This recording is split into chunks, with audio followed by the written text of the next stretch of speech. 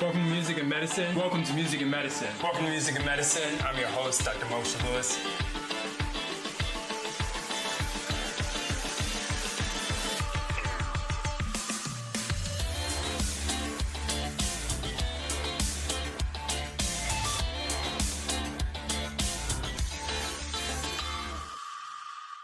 Welcome to Music and Medicine. I'm your host, Dr. Moshe Lewis. I'm so excited today to have Howard Williams Johnson with us today. He's had several top hits. One of the best that you all know is called So Fine. And he sits with us today to talk about a very interesting career pathway. He was actually in music and then decided to go into medicine and then ultimately really found his calling was truly music and came back full circle. Welcome. Thank you. It's a pleasure to be here. Absolutely. So our show is called Music and Medicine. When you hear those words, music and medicine, what does it mean to you? They're actually one and the same for me. Growing up in the South, I was around a lot of horses, cows, pigs. So, doctoring on those animals and being able to hum and sing along with it, you think that it's an unlikely thing that the two are connected. But in the way that I grew up, it was connected because I grew up in the church. Sure. And living in Miami was kind of dangerous where I lived, and my parents owned a laundromat. So on the weekends, to keep me away from the violence that existed in that particular neighborhood, they'd send me to West Palm Beach to my uncle's place, who was, very religious or whatever, but he worked on, landscaping, heavy duty, machinery. He built all the polo fields and the golf courses in West Palm Beach, Boynton, Boca, Raton, West Palm Beach. So I kind of grew up around cows, heavy machinery, and doctoring on animals and being able to sing gospel songs at the same time. So it's really one and the same. And then with the turn of events, through my life, I got hurt in 1997 where a horse flipped over on top of me and broke my pelvis and broke my back. So I was paralyzed, and the only people that came to visit me in the hospital was Jermaine Jackson, who is one of my best friends or whatever. It created havoc when he showed up. Sure. But with that being said, I had written and produced hits for Barry White, Boyz II Men, Madonna, Tupac, and I was upset at the industry that no one came to visit me with the exception of Jermaine, so I quit. Wow. I quit singing, and at that particular point, I went into medicine. Went to, med school and did that and, practiced for about 5-6 years until I had a patient came in that recognized me, and it changed my life and never looked back. Sure. So I want to unravel that a little bit. When you say that you really kind of felt that the industry didn't have as much love, maybe that a lot of it was simply business. As long as you did work and helped people to do well, it was great and you were a hero. But when you had a time of need and wanted to at least just know that somebody cared more than just a check, no one really showed up. No one showed up. Wow. No one showed up. And I get it to a certain degree that business is business, and it's basically a business of usury. Sure. You know what I mean? And it's like almost any industry, when people are kind of done with you, they're done with you. And as I've said before, that the music industry is, in this country, is fast food mentality. You know what I mean? And it's like when they're done with you, you're over 25, 26, it's real and nice. It just ain't been real nice. See you later. Janet Jackson, what have you done for me lately? Right. What do you think made your relationship with Jermaine different, or him different, that he'd be willing to kind of really go that extra mile and there was a friendship? Truly a friendship from the beginning. The first time I met Jermaine Jackson with John McClain on A&M's lot, and Jermaine pulled up in Ferrari, in a Mako Ferrari, and I was in the Ferraris, pretty heavy, and when he pulled up, convertible, tan interior, black, and I told him what year it was. I told him what kind of engine was in it, and he just looked at me and said, "How do you know that?" I says, "Man, I'm a Ferrari aficionado. I'm really into cars. I love cars to this day." And it was just a true friendship that, him and I developed, over the years or whatever, and in time of need, he was there. It wasn't financial need I needed. It wasn't medical attention that I needed from anyone outside of, medicine. It was just that moral support. Somebody going, hey, what's the problem? Hey, I'm here, whatever you need. And, to this day, literally before doing this interview, I was talking to Jermaine, and he was in Bahrain, and we were on a call for about 45 minutes. Absolutely. So let's unpack the next step, though.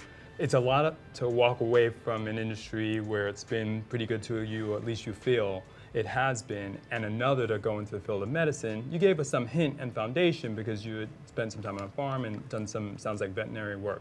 But you went into medical school. That is not a typical connection between music and medicine that too many people have. We have a couple of other artists have done that. Well, I don't want to get in trouble, but a particular people of melanin have the capability of being the most intelligent people on the face of this earth.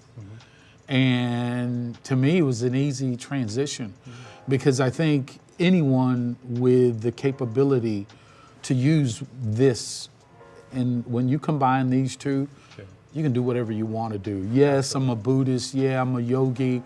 And yeah, I try to think on higher levels, meditate. But when you put those things together, that mind, that heart, and that third eye, it's another level. So it was just another page in another chapter, because when I retired from medicine due to a patient coming in and basically telling me, he says, oh, you may be good at medicine, but you're probably one of the best singers I've ever heard in my life. Why? And then I told the story, and she thought it was a sorry excuse. And I basically walked away from it. I burned my diploma, I burned my scrubs, I burned my books, and literally the hospital is probably exactly a mile away from where I live at that time and where I live now. And I pass that hospital every day, and I don't even look in that direction because it was only a page in a chapter of a long book that's never ending. Right. So I do a lot of different things in life. I don't think I'm the typical 65-year-old guy. I surf, I skateboard, I play polo, I rodeo, and life is just, it's too short, but I'm taking advantage of every single day. I don't carry the luggage of yesterday, and I don't imagine the luggage of tomorrow. I'm present. Sure. Talking about coming full circle, though, that chapter of medicine hasn't completely closed, and you still have that connection between music and medicine, sort of really serving as an advisor to your family. Tell us about maybe one or two experiences where you've been able to pull that out. There were quite a few experiences. Actually, when my brother had cancer, he was a chronic asthmatic, and I went down to Miami. It pretty much had given up, and he was on a ventilator. And I walked in and I talked with him, and of course he couldn't respond, just only eye contact and tears. And I basically talked him through getting off the ventilator. And there's a procedure that you know about called NIF, a negative inspiration, where you have to go through a certain test to be able to get off the ventilator. And I put him through that test with the doctor standing there, and he recovered that day off that machine. And doing that procedure is not a very easy procedure for, a patient to recover from in the short amount of time that I did. But due to the medicine training, the medical training, but also due to that triangle of that third eye, the mind and the heart, and just believing in him, believing in myself, believing in the ancestors and putting it together, he recovered. Unfortunately, he died about 4 or 5 months later because, the cancer had metastasized, and it was pretty difficult. And another case was my mom, who I lost right before, that had, DVT, deep Venous. Yeah, venous. Thrombosis. It's just kind of emotional even to talk about it. sometimes, and just kind of worked her through that situation. And the attending surgeon at the time was really trying to figure out how I could separate the two, from that being my mom and then dealing with the medical side. And it's like, well, you have to compartmentalize, is you probably have to, because it's a very emotional thing when you're dealing with life and death. Right, and especially your own mother. Yes, and so I was able to separate, that. So that's why I said that they're one and the same. And it's a matter of what it is that you choose in life to feed. And I had fed the medical side, because the medical side was actually a very personal thing. When you're dealing with horses that you love, you're dealing with cows that you touch every day, horses that you touch every day. I mean, even birds, because we were told when we were kids that, we were all given BB guns. A lot of my cousins, we were all the same age within a couple of years. And we were given BB guns and told that whatever you shoot, whatever you kill, you have to eat it. Right. So that meant lizards, right. That meant squirrels. Right, a little bit more. Yeah, and I remember doing an operation on a squirrel that I had shot in one of its legs, and it survived. You know what I mean? So to me, it was one and the same, because it was part of my life that I fed. And then the music, being in church, and literally, you hear the stories about going to church Monday, Tuesday. And I was doing that. I was going to church almost every day. So I was feeding both those animals. So that's why, for me, they're one and the same, medicine and music, because medicine heals, yes, and so does music. Yes. What pearl might you leave some young person with that may find their disillusion with the industry, or maybe the industry has left them behind emotionally and or financially? Wow, that I consider to be a very deep rabbit hole. And what I mean by that, I've given vocal lessons, and I do give vocal lessons to people. And what I try to emphasize to them, for them, is to realize, why do you sing? What do you sing for? Hey, I sing because I love singing. Well, how many karaoke bars do you sing at? How many choirs are you a part of? How many glee clubs are you part of? Have you ever stopped on a corner and dropped your hat and started singing? And I don't, people ask me, says, you sing for a living? No, because I don't think I did very well at singing for a living. I live to sing, so I look at singing totally different than most people. So when you discover why you sing, when you really discover why you sing, then you can start to understand the processes that comes along with the sacrifice that goes along with it. I've lost relationships. I've lost friendships. I've lost a lot of material things with the commitment to say that, what do? I'm an entertainer. End of story. I knew when I was 2 years old that I'd be doing this. Wow. End of story. Medicine, I did it out of spite. I did it because I could do it, or anything that melanin allows us on that next level. Sure. We can do anything we want to do. End of story. Absolutely. Not to take anything away from any other people. Sure. But I know us. Yeah. I know me. So within me, to know us and the ancestors that created us, I'm talking about one and the same. Sure. So with that being said, when you make that sacrifice, what I try to get people to understand is the 180 that exists in that. You look at, and I'm dating myself, you look at the Jet and the Ebony magazines and Walter Payton and this person's house and Aretha Franklin's or Isaac Hayes's El Dorado, and and you go, there's another side. Yes. You know what I mean? And there's an extreme side to say, I've never been homeless, but have I ever been hungry? Oh yeah. Yeah, did I have to choose between buying, a honey bun and popcorn and paying the electric bill? Yeah, I did. You know what I mean? So to say, What do I sing for? And then understand what the consequences might be. Because if they exist, it's a big difference between today's music industry and the industry which I came up during the 70s and the 80s. Right. You know what I mean? They were giving away $1 million deals back in the day. Right. You know, now they're giving away multi-million dollars. I mean, literally millionaires overnight. You know, you can go on your social media deal right. and you get 1 million people and this, that, you know, and it's like the thing with Kanye, whatever Kanye says, I mean, his followers or you know, Beyonce and her Beehive people, and it's a different world. You know what I mean? So, but when you're talking about being in this position here and pulling the microphone and go, give it to me now, can many of them do what we did? Right. I don't know.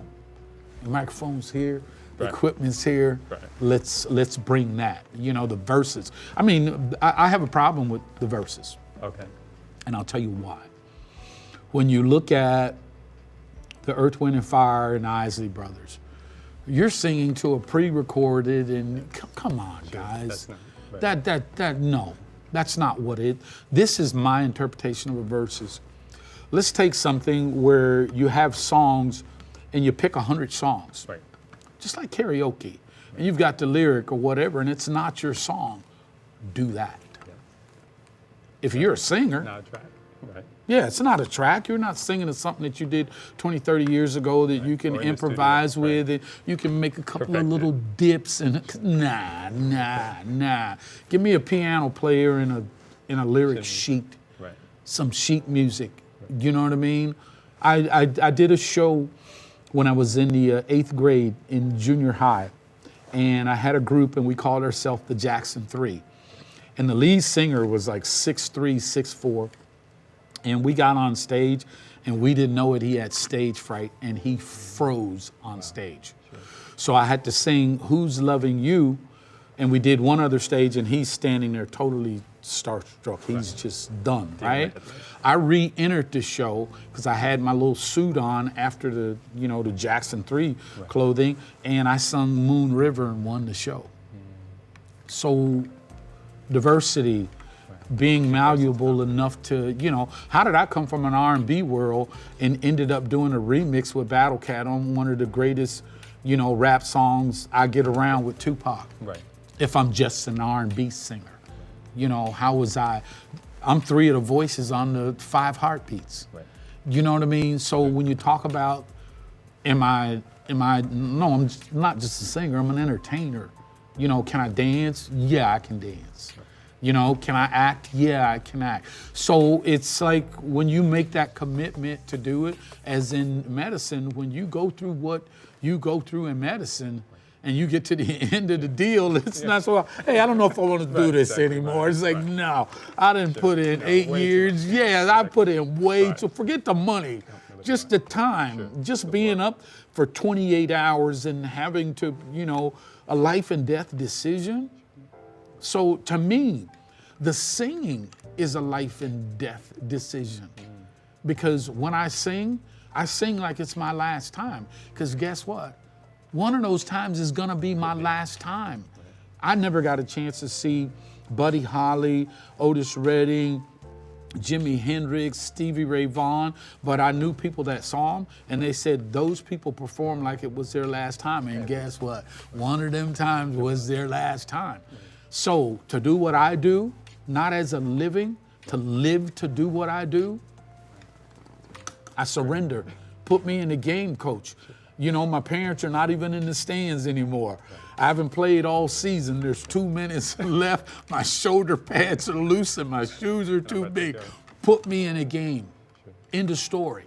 So when people come to me and you talk about you want to sing, are you ready for this?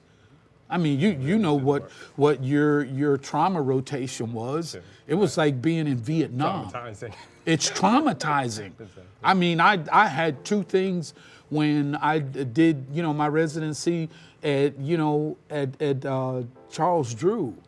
I saw things that most people will never see in their life. I couldn't believe it. And it almost changed my mind. And it was like, wow. And he's like, Johnson, get it together. You know what I mean? They're depending on you. And then when you talk about fate, when you talk about life, death, and how they cross, I'll tell you one incident when I was there. Had a guy that had just gotten out of prison. His wife had picked him up, and they were going to take revenge, right? And got caught at a drive-through at a McDonald's. She got shot in the head. He got shot in the leg. She lived, he died. You know what I mean? So, medicine, music, to me, they're one and the same, because you can die on stage, one way or the other. Metaphorically. You can die one way or the other, but there have been entertainers that have died on stage. Felipe Wynn died on stage from the Spinners, doing what he loved. You know what I mean? So that's how serious what I do is to me, and how I equate it. People go, wow, whoa, dude. Yeah, back off. It's not all of that, but it is. To me, it is. I've had people come to me and tell me stories how my music saved them from committing suicide. Right, which is profound.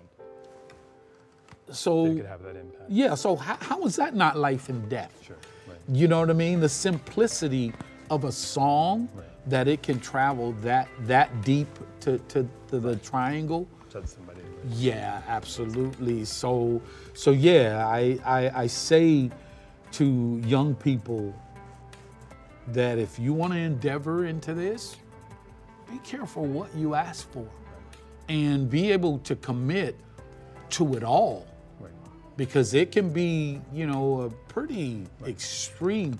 I'm just talking about just being homeless. There's plenty of things. There's shelters and relatives, but life and death. That's huge. That's huge. You know what I mean? So that's how serious that is for me about my music, that I've sacrificed relationships, serious relationships, to be able to sit in this chair and tell you that, hey, I had a show last week that I canceled because I wasn't feeling well or whatever. And it's like, well, you sound okay, you look okay. Yeah, but guess what? If I mailed in that particular show, and what I mean by mailing in is just doing enough to get by, and it's the first time that you saw me, man, like Bubba Dub says, trash. He was trash. And I was just a little bit under the weather. You know what I mean? And those kinds of things do happen. But if I'm committed enough that every time you see me, even if you see me in a rehearsal, you're giving it all. You're getting this work. You're gonna get this work, because this work wasn't 8 years of medical school, and okay. This has been my whole life. Eat, drink, sleep. When I'm in a car and I hear a helicopter, and it's like, you hear a rhythm, you hear the music in everything. Yes. So think about that. I'm gonna break this down, right?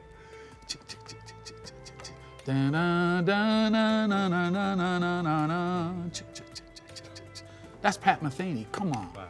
Yeah. So to not hear and understand the music that's around you, the music that's in you, you're doing a disservice. You're doing a disservice. What's the law that the physicians and all of the doctors hate?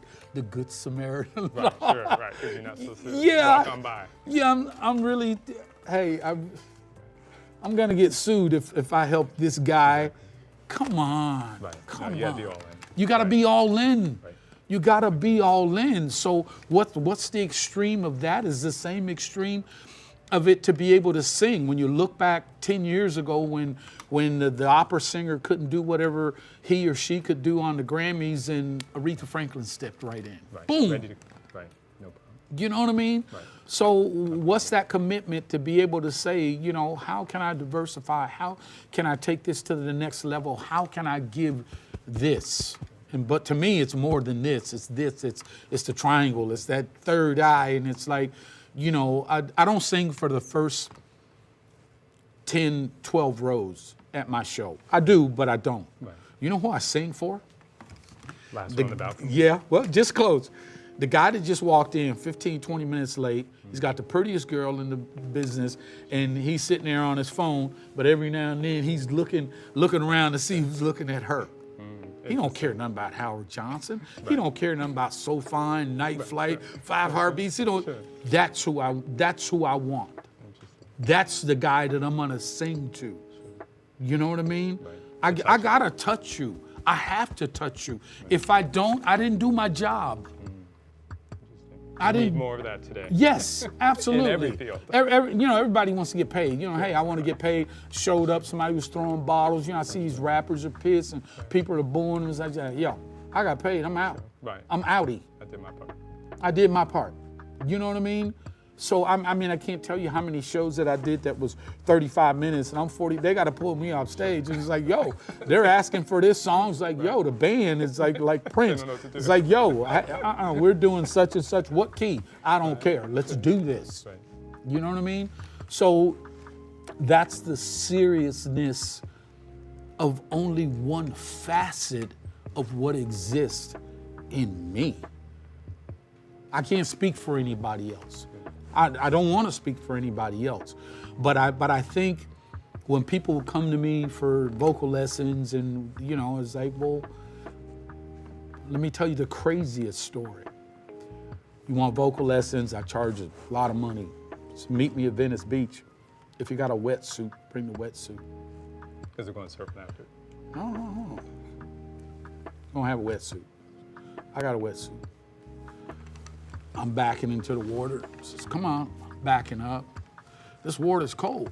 Of course. Yeah, it's very cold out here, right? Man, what are we doing out here? The water's getting higher and higher, and I'm steady backing up. You know, all of a sudden the waves are hitting him. Oh, no, come on. Oh, no, man, I can't take this. Go back on shore. And I says, what did you want to do? I wanted to get out. No, you didn't. You didn't want to get out. You wanted to breathe, right? Yeah. I says, you wanted to live, right? You didn't want to drown because you can't swim, right? Yeah. That's what singing is to me. Singing's not second nature to me. I am that.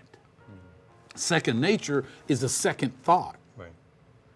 So if I am a singer, if I am an entertainer, because she once called me, real good friend of mine, did So Fine, Keeping Love New, right. Evelyn King, Lilo, Freddie Jackson. They would just go on and on and on. And this was recent, within the last 10 years. Says, Howard, I need you to do me a favor. What is it, brother? Absolutely. I got you. Says, I got a friend that's musical director, the wedding band. Well, that's nice. That's good for him. Good for him. They're missing one of the singers. Okay, you need me to recommend somebody? She goes, no, I want you to do it. I was like, yo, because she's a wedding band. Right. A wedding band, dude. That's not me. I'm past that. Yeah, I'm Howard Johnson. I kind of, you know, I moved a little bit beyond. Yeah, a wedding band? And Kashif said to me, he says, you're a singer, right? Yeah.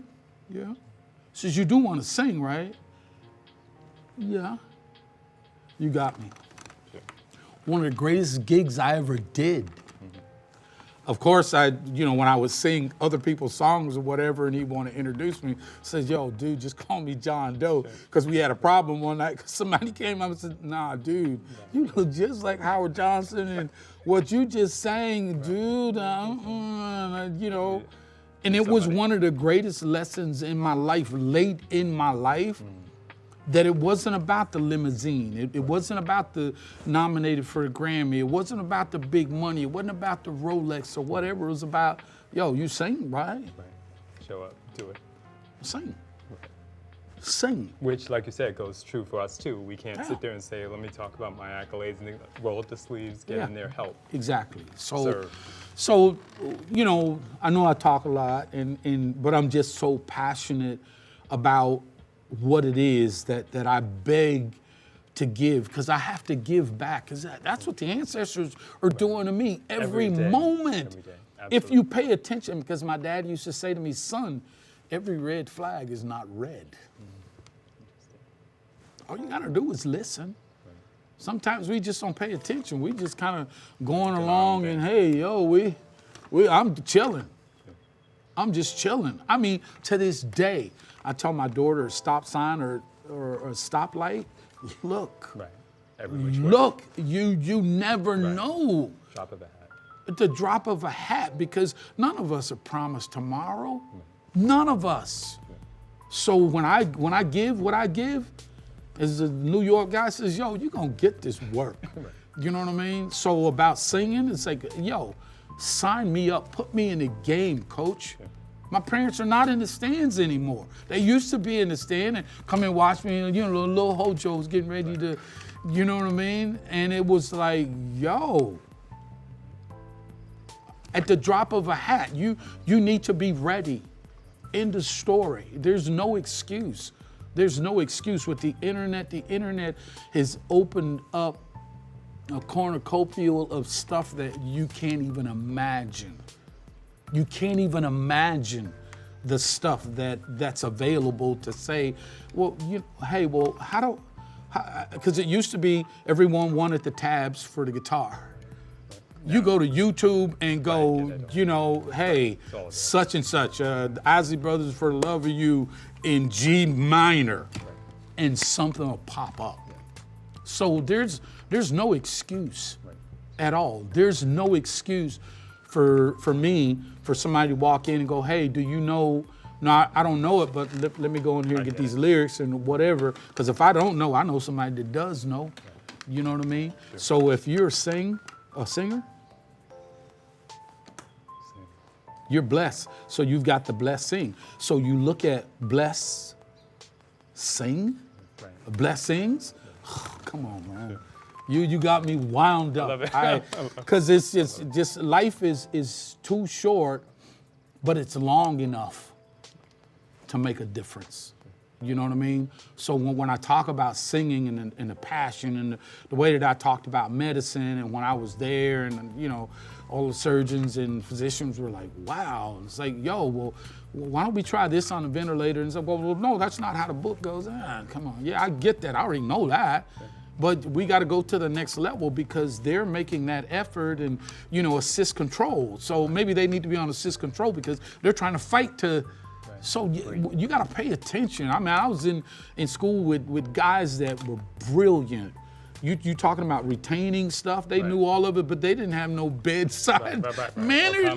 Yeah, no common sense. And it was like, yo, are you paying attention to what's happening around you? And you know, the family's sitting there, and there was a better way. You could have handled that. And it was like, yo, your 15 minutes with that patient is up. Come on now.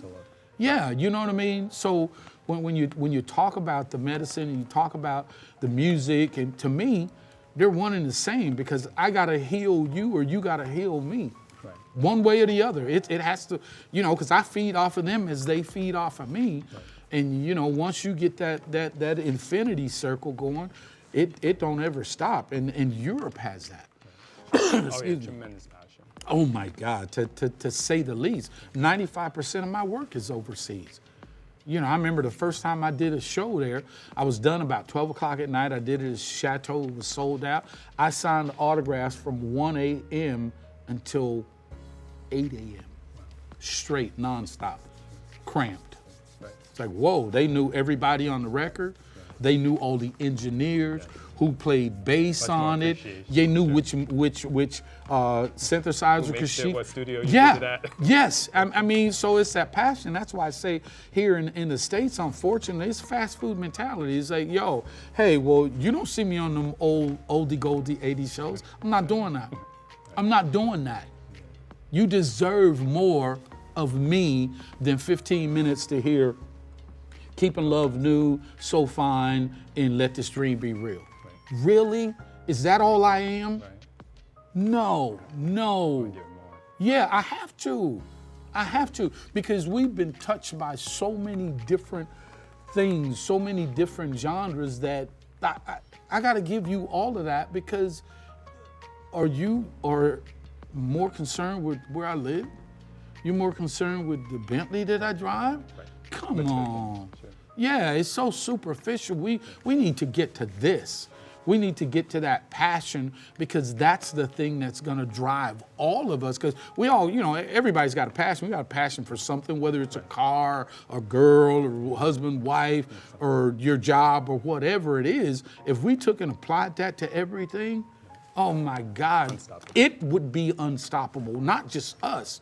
It would be unstoppable if everybody had that passion. How they talked about the Japanese and how they work and how they were committed to their work, and we taught them that after we blew up Hiroshima. Right. You know what I'm saying? So it's like we've moved so far away from that, just as a country, as a people, as a government, that it's like, God, I don't mean to get so political or whatever, but it's even in our music. Until you look at somebody like Kendrick Lamar and you say, ooh, dude's deep in there. He's in there. You know what I mean? It ain't, I love Snoop. Snoop's my dog or whatever, so drop it like it's hot. Yeah, okay. Next. Right. You know what I'm saying? I don't want the fast food mentality. I want it to be that I stood the test of time. Not just, people listen to So Fine. So Fine is 40 years old. Right. This summer? Right. Shouldn't 40 years old? even come up.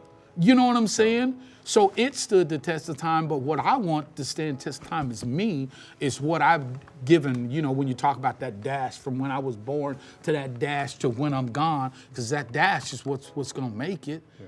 Even though they're gonna celebrate your birthday and when you died, it's like, nah, what did he do when he was here? Who did he touch? Who did he bring to the next level? Doing my Buddhism and yoga and third eye and floating and legs crossing. Man, Hojo's tripping. Yeah, okay. All right. Because at first when I got into social media, I'd post and stuff because I run 5 miles every day, work out and do all of this stuff. Oh man, he's flossing. I need you to read some of these DMs of the other 65 and 60-year-olds and 55-year-olds that were inspired, that were like, yo, man, I gotta do it. Yeah, that's the one. It wasn't the big paycheck that I got when I sung in Dubai or whatever that's gonna define me. It can't. Or the Bentley that I don't drive, that I did drive. Man, Howard had a red Ferrari. Yeah, go do it. I had a Ferrari in the 80s. Next, right. They come and go. So superficial. Yeah, you know what I mean? So if you can't get to the realness of what it is that I bring, because who is the greatest detector of attitude and vibe? You got it. We walk in the store and go, oh, yo, they got an attitude. I don't even need to be up in here. Right. Because we see it, we feel it. We're built that way. Right. So it's the same thing when I step on stage. You're gonna give it. I gotta give that. I gotta touch you, not just because the way you strut your stuff across, baby, I can have you too. And I'm looking dead in her eyes. Right. Because I want to have you to myself, not just you, not sexually, not whatever. I want you to feel this. Right. You need to feel me. Yeah, sure. Absolutely. You know what I'm saying? We feel you today. You brought it. It's the least that I can do, because for the amount of heartbeats that we get every day, God, Allah, Buddha, whomever you believe in, says, yo, I'm only gonna give you 150 of them today. Where are we gonna be? Done. Right. Done. We're gonna be in the more. So if he gave me 100, If he gave me 100, I'll give 100 out. Exactly. Here it is. Yo, man, you singing too much. There it is, then. Exactly. I'd rather be doing that.